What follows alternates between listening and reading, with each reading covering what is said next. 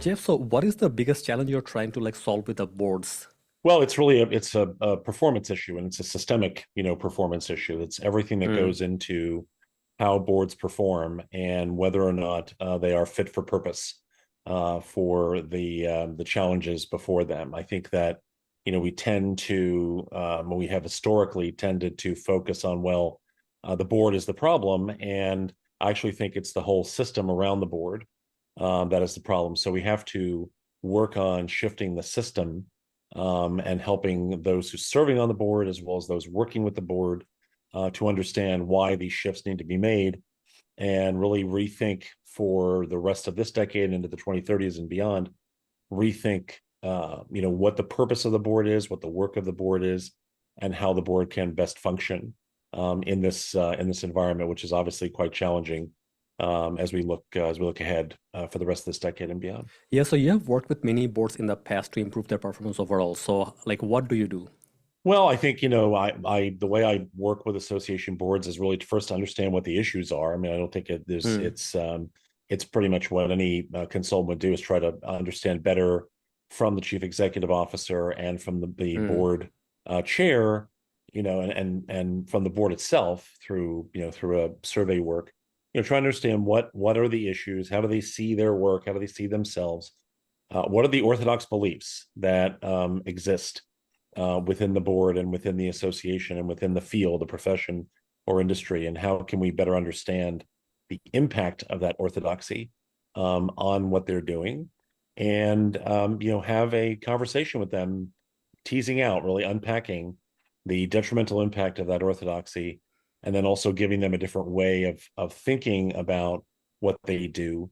Again, different, distinctive from what they have historically felt. I mean, it is not entirely dissimilar. It's not completely far afield. It's just really helping them sort of lean toward the future. I think a lot of what we tell boards, a lot of what we have taught boards over many years is ways of thinking that are better grounded in the past. And so that's the reason for the confrontation with orthodoxy, is we've got to get them out of thinking that what they're doing today can be just like what predecessor boards did. Instead, have them thinking more about how do we lean their work, how do we reorient their work toward the future, and what do they need to be able to adapt, to anticipate, to operate in that future.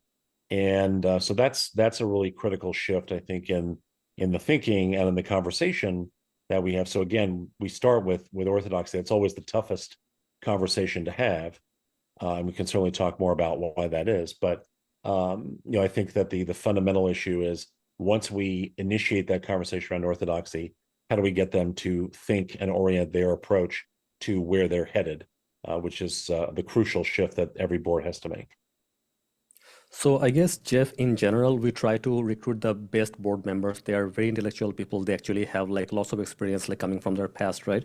So, why are we not able to get over the orthodoxies overall? Why do you think, and what do we need to do better? Well, I mean, I think actually, ideally, in an ideal scenario, we are trying to assemble with intention the very best possible board for our Mm, organizations. But that is not always the way it happens, right? Because one of the orthodox mm, beliefs that exist around boards is that we have to elect boards, right? So we have to have an electoral process that sometimes involves a campaign, which is, to me, the worst possible way to compose an association board. The idea that we're going to elect a board, people are going to campaign for it, even lightly campaign for it.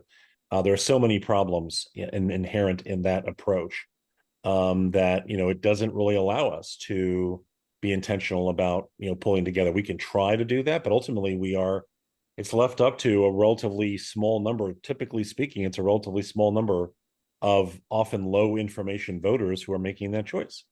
yeah. And so I think we have to have a more intentional process for creating our boards, the one that is more rigorous and more attuned to getting the best possible people to be on the board, who are the 12, 15, 20 people who are best equipped to do this, and go through a process to identify and select them for this service. But I think, to the rest of your question, I think the reason why we can't get over, our orthodoxy, and just to be clear about what we're talking about, our orthodox beliefs are the deep-seated assumptions we make about how the world works. We all have orthodoxies that we hold. Every organization has orthodoxies, every board has orthodoxies. And the orthodox beliefs that we hold are so deep-seated that they are basically invisible to us. And so we can't really easily identify them. We just know that they're there, or perhaps we don't even know that they're there.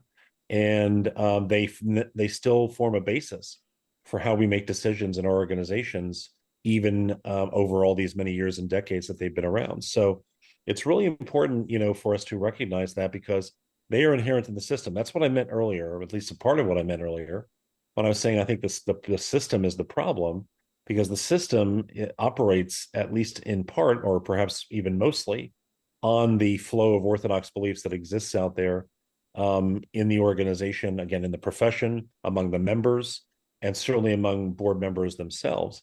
And so, that is a feature, that is an element of every board, and every Mm. organization. We've got to overcome those challenges, but it's very hard unless you are intentional and focused on doing so. It's an ongoing process. It doesn't stop. You have to really move the conversation away from orthodoxy and toward different ways of thinking, which is what I try to do, as part of the work that I do. Got it, got it. And I guess in general, what got us to this level today will not take us to the next level. So whatever practices we had before in the past, like the team and everything else, that will not take us to the next level. So we have to like build our current team and everything for the future. If you're not able to do that, our structure, our processes for the future, then we're going to like stay stuck in the past. So you Yeah. mentioned the duty of foresight for boards and it being so important. Can you tell us more about that? Yeah, and just before I get to the duty of foresight, I just want to comment on what you said, and I agree with it 100%. I just wanted to amplify it a little bit and say, the way that I like to talk about this, there are a variety of phrases that I use to describe this for people, and the what I would say about what you just said is the idea that association boards must become more, right? More than they have been historically, more than they are today, more than they imagine that they can be. We have to help them see that we need them to be more, that they can be more, and that's what I mean by being fit for purpose. Like, we can elevate their performance, but they have to be willing partners, and everyone has to be a part of that process. Now, core to the idea of all of this, and I know as part of our conversation we'll talk more specifically about stewardship, governing, and foresight, but which is the approach, the methodology that I use. Um, that is really the centerpiece of the methodology, the duty of foresight, because it ties together all of the elements, all three elements of stewardship, governing, and foresight. And what I'm excited about in 2024 is that this is the 10-year milestone of the article in which I first wrote about the duty of foresight.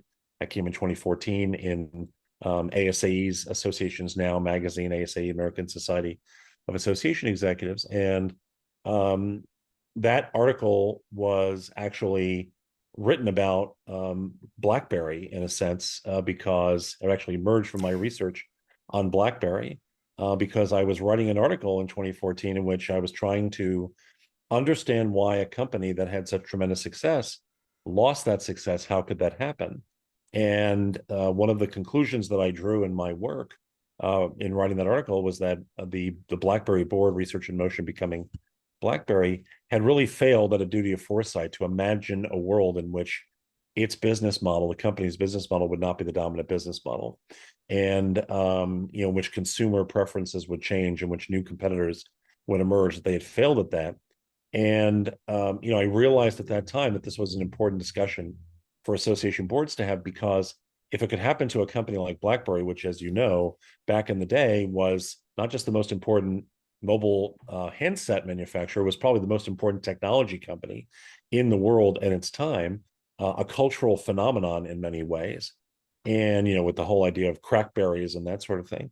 And so it went from being that to being everyone having a BlackBerry. And I was a very loyal customer of the company. I had many BlackBerry devices over a period of years, which is why I chose it, because I wanted to understand what happened. And that shift away from being this dominant player to now, it still exists as a company, but only as a security software company. Mm. It's not something we talk about anymore. It's lost everything that it once had. How could that happen? And this lack of foresight, the failure of the board to perform, what I thought was a fundamental responsibility, was really the problem. So So in these last 10 years, I have written about and talked about the duty of foresight with association boards and shared these perspectives, help them adopt the duty of foresight. And so in 2024, my intention is to, this process of talking about in 2024 and marking this milestone is not a celebration. It's not a celebration of me. It's not a celebration of the idea. It's really an attempt to remind people the importance of foresight in this environment. We've learned some very hard lessons in the last few years as a consequence of a global health emergency for which we were not prepared, even though it was foreseeable. And we were still learning those lessons, and they're painful lessons.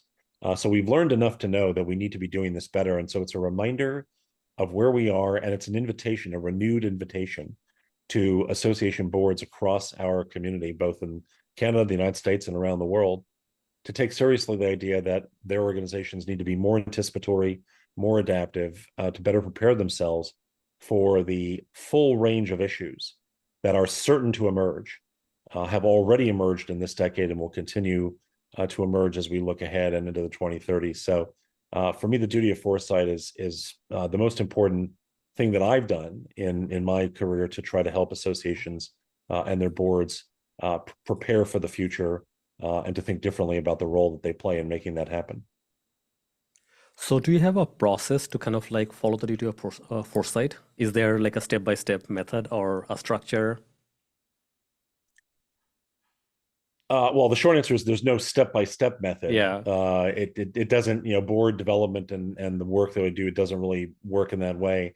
But there is the methodology of stewardship, governing, and foresight. And it's Mm. the integration of those three ideas around the duty of foresight as kind of the central notion that that boards would adopt. And it really encapsulates the three ideas of stewardship, which I define as a shared commitment to leave the system better than how we found it for the benefit of stakeholders and Hmm. successors. And I use the word system there because it's not just the association, right? An association is a system. It's a system of people. It's a system of relationships. But the association itself is not the only system for which boards have responsibility. They also have, they share some responsibility working in a particular professional or industry ecosystem. So their decisions affect others who operate within their particular space. They often enter into collaborative relationships with other organizations or stakeholders for which they have a role. So I choose to use the word system here. It applies specifically to associations but it's a reminder that there's not just one system in play Mm. here. And the focus of stewardship really has to be on the long term. So how do we benefit not only those of today, which of course remains important, but how do we benefit our successors, and really how do we help them move forward? How do we give them every opportunity to be successful in the future, just as surely as we had hoped for ourselves? The governing aspect, so that's kind of the commitment that I ask of boards, and there's more to say about that. I'm happy to talk about if anyone wants to go into it further. But then there's the governing component, right, which is really about how does a board govern in a little differently and think about its governing role in the context of stewardship. And then the foresight aspect is really how do we make sure that we're always looking forward, and how do we propose to put our emphasis on where we're headed versus where we've been. And so the connection among all those three is embedded in the idea of the duty of foresight, which the way I define it now is it really requires boards to stand up for their successors' futures through intentional learning, short-term sacrifice, and long-term action.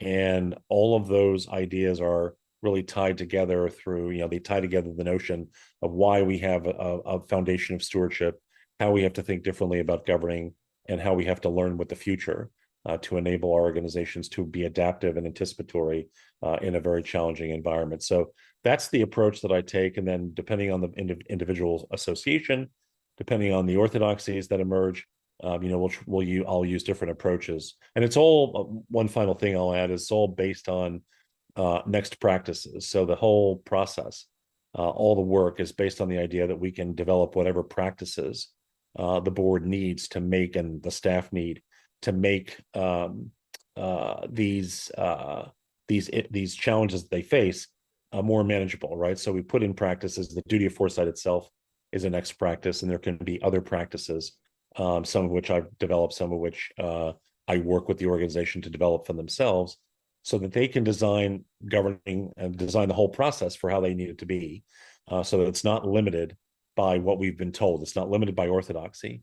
It's only limited by the fundamental requirements of third-party organizations, governments, and other entities that are concerned about our work. As long as we're satisfying their requirements, then we can make this be whatever we want it to be. And so next practices are an important part of making this something we can implement, and not only shift the mindset associated with it, but also shift the structures and mechanics of how organizations function.